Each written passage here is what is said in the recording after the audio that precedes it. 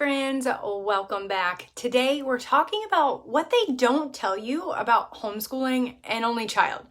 The things people assume and the questions we always get and what it's actually like. Now, this video is part of a collaboration with my friend Katie from Life in the Mundane and Wendy from Plan Prep Pray. Be sure to check out their videos as well. I'll have their channels and the playlist linked in the description below. Now, when people hear I homeschool just one, they seem to have all kinds of ideas about what that must look like.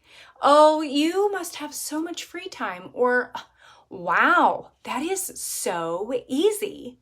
Well, today I'm breaking down the 4 biggest misconceptions, what people assume versus the reality.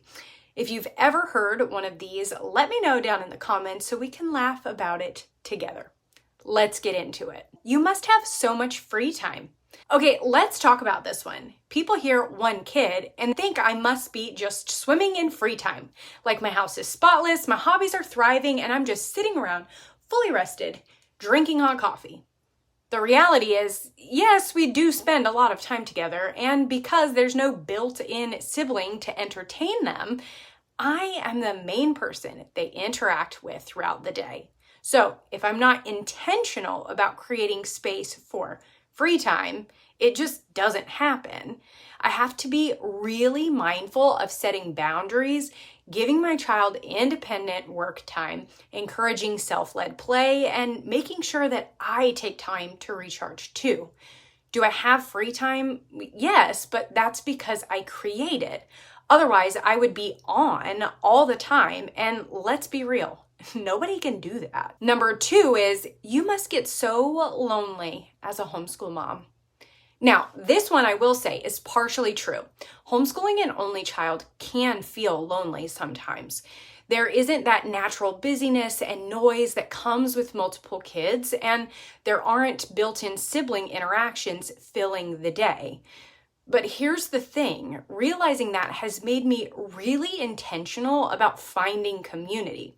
Whether it's homeschool groups, playdates, church activities, or just texting a friend to check in, I've learned that I need connection too.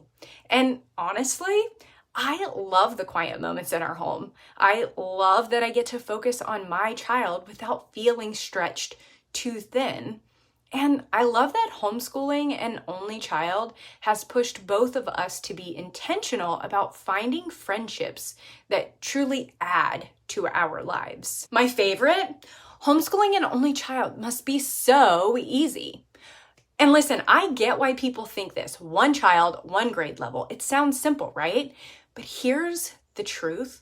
Homeschooling an only child isn't harder or easier than homeschooling multiple kids. It's just different. Yes, I only have 1 set of lesson plans, but that also means 100% of the teaching, discussions, school-related energy falls on me. There is no go work with your sibling break. There's no pair up and practice together. It's just the 2 of us all day, every day. And that is a gift because one-on-one learning is amazing, but it also means I have to be creative in how we approach school. I have to make sure I'm not over-explaining when my child gets it right away. And at the same time, I have to be patient when we need to slow down. There's a different rhythm to homeschooling an only child, and once you find it, it works beautifully. And number 4, for those of you keeping count, is they must be spoiled or struggle with sharing. This one always surprises me, but I do hear it often. People assume that because they don't have any siblings, only children must struggle with sharing or teamwork or just being around other kids. But let me tell you, only children learn to share.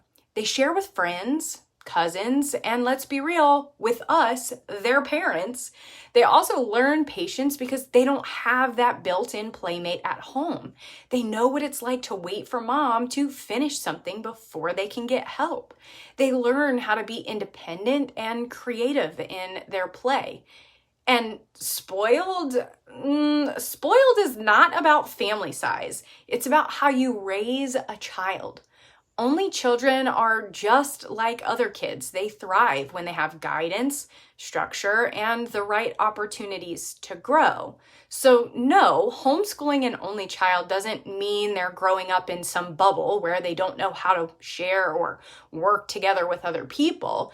If anything, they actually really love group activities because they're excited to jump in and be part of the fun. At the end of the day, homeschooling an only child isn't better or worse than homeschooling multiple kids. It's just different. It is full of meaningful conversations, deep, rich learning, and a really special connection between parent and child. Are there challenges? Of course, just like any other homeschool setup. But if you're homeschooling an only child, I want to encourage you. You're not doing it wrong. Your child's not missing out. This is a beautiful way to learn and grow together, and it's enough. If you've ever had someone question you about homeschooling an only child, let me know what's the funniest or most surprising thing someone has said to you. Let's chat in the comments about it. And if you found this encouraging, of course, like and subscribe. Thank you guys so much for watching, and I will talk to you soon.